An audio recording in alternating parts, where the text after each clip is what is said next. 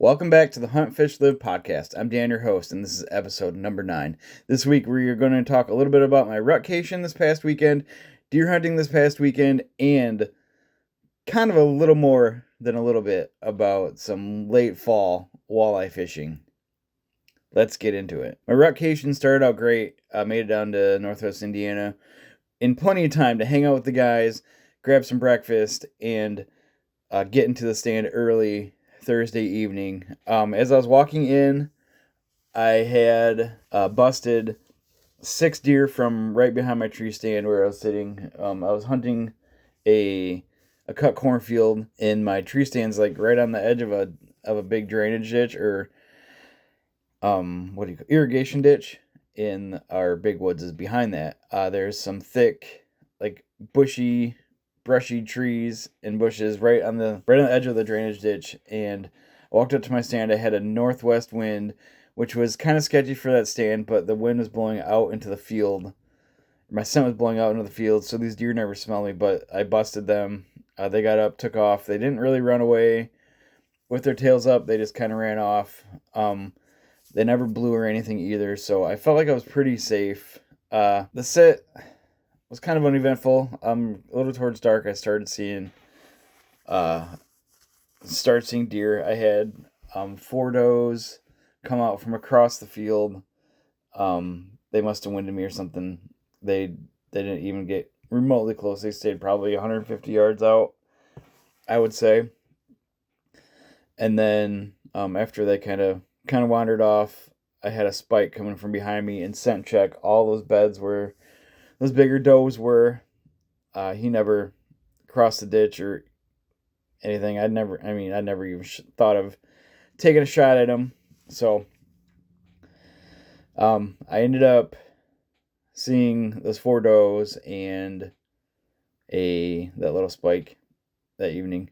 I got the unfortunate call walking back to my truck that there's a family emergency and I had to take off and head back home. So I only got one hunt out of my rutcation. But sometimes it's more important to be home than be hunting. So there will be other times to go. About the weekend hunt from the other guys, my buddy Jeff shot a really nice 8-point. He's been on the struggle bus the past few years, and this year he shot up in Michigan a giant, I think it was a 10, and that was a few weeks ago. And let's see, Saturday morning. Yeah, it was this past Saturday morning. He shot his big 8. Same morning, Brandon had a really big one bedded from like 60 yards from him, and they got up, started walking towards Josh's direction, and so reading that text message exchange was pretty fun. Josh ended up shooting one. It wasn't the one that Brandon saw. It took off. It must have been, I don't know where he shot it or where he hit it, but it must have been a bad hit, and they tracked it for about a mile and lost blood. So they were unable to recover the deer. They determined it wasn't a fatal hit and the deer was going to live. So they went back to hunting that afternoon, Saturday afternoon. I don't think Corey had many opportunities. I'm not really sure. But, so yeah. There will be other times. Hopefully I can make it down this weekend. It is gun season. Shotgun season opens down there, so we will see. I don't really do much rifle hunting up here in Michigan. I don't have a private land spot, and public land is kind of like playing Russian roulette, I feel like. So I try to stay away from public land during at least the first weekend of gun season. In the midst of everything happening family-wise, my wife and I needed to burn off some stress, and this is the time of year, our favorite time of year.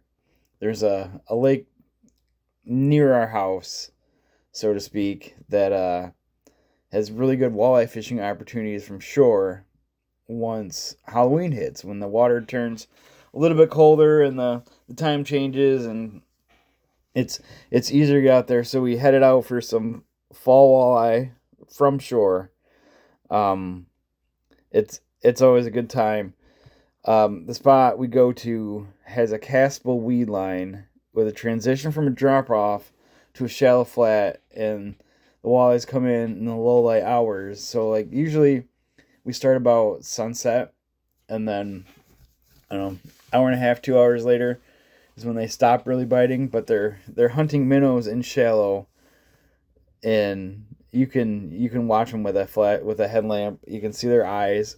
You can see their eyes glowing and reflecting just like a deer. So it's pretty cool. I was using a rattle paddle swim bait from Lake Effect Lures, as well as a feisty fry on a Ned head jig from Lake Effect Lures. I had some decent luck. I had one on. I really needed a stinger hook, and I had a few really good hits too, which was pretty fun. So we did that Friday, and then we went back Saturday. My wife is using the same baits as I was on Friday, just different colors and a little different sizes. But she brought her X-Wraps on Saturday, Rapala X-Wraps on Saturday, which is a suspending jerkbait, hard body from Rapala. And she ended up catching one like right away within the first 10 casts that we were there. And a little while later, she ended up with so that first one was 20 and a half inches. A little while later, she caught a 22-inch pike. In this lake, you can keep undersized pike. They want you to keep, you can keep 5 pike. Only one of them can be over 24 inches. So they want to get rid of the little ones, and that's fine. I'd really eat the little ones anyway. So we kept that one, and probably about a half hour later, she caught another walleye. This one was 21 and a half, almost 22. So it was kind of fun. We've been fishing like that. We've been fishing for these walleyes in the spot at this time for the past few years. There's a group of guys that we call the Inner Circle. One of them works with my wife, and she was talking about fishing one day, and he's like, "Oh, have you ever tried fishing for walleyes?" And she's like, "What are you talking about at this lake?" And he goes, "All you do is you throw on your waders and go about crotch deep in this certain location, and just cast out towards the drop off, and you want to get past the weed line, and here's the baits you use, and you'll catch them." These guys, there's like 6 of them, or 7 of them, including us, that we call the Inner Circle. So we always see one of them. We've never fished with all 5 of them, but we always seem to end up meeting one at the lake, and it's always a good time. It's always fun catching up with them and seeing how well they're doing this year. Last year, this guy we call the Meat Man said he caught 76 walleyes in 2 months in the spot, and he and his wife eat them up just as fast as he can catch them. This walleye meat's just so good. It's like perch on steroids. So if you've never had a walleye, you should get out and do some walleye fishing this time of year.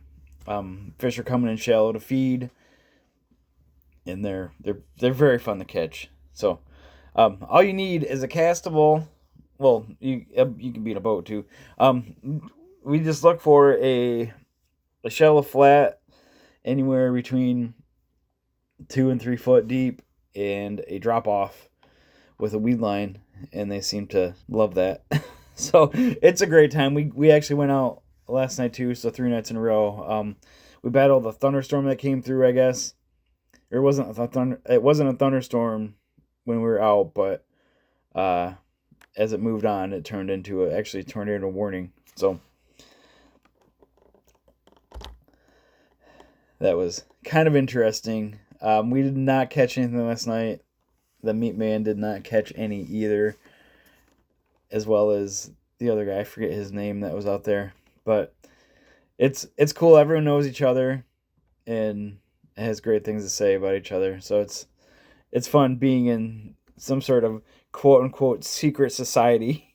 Secret society fishing for walleyes. the walleye season, so to speak, is anywhere between usually Halloween and first ice is when they stop biting. So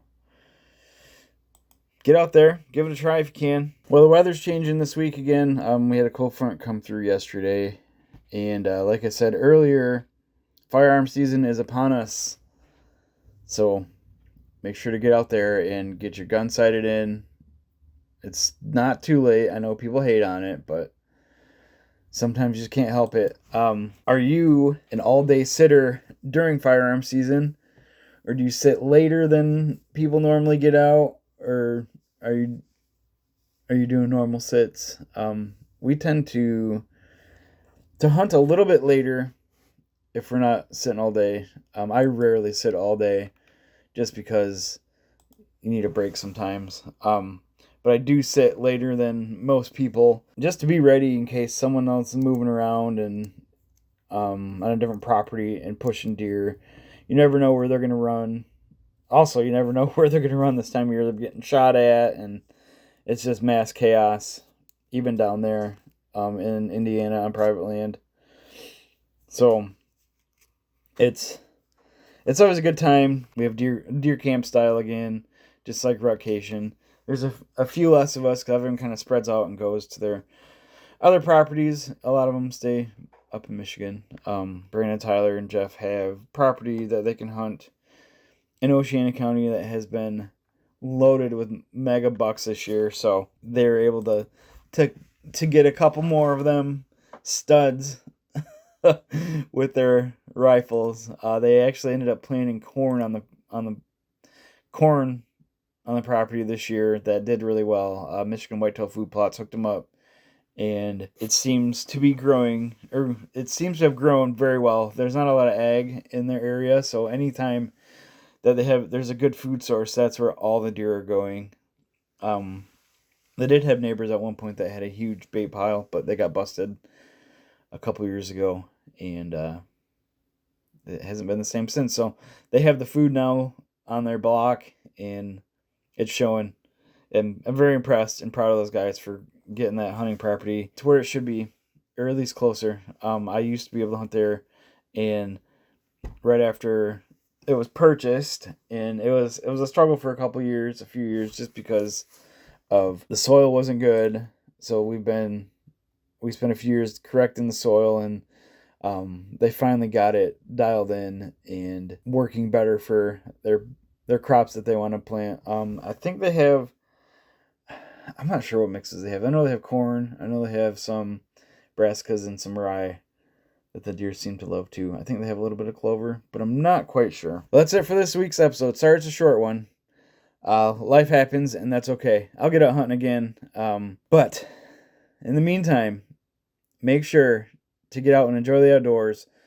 Now's the perfect time of year to catch those steelhead in the rivers, get some shallow water walleyes, maybe catch some fall bluegills, or bag that trophy buck. Thanks for listening, everyone. Don't forget to subscribe and leave a comment. Let me know what you want to hear about in the coming months after deer season is over. Thanks again, everybody. Good luck.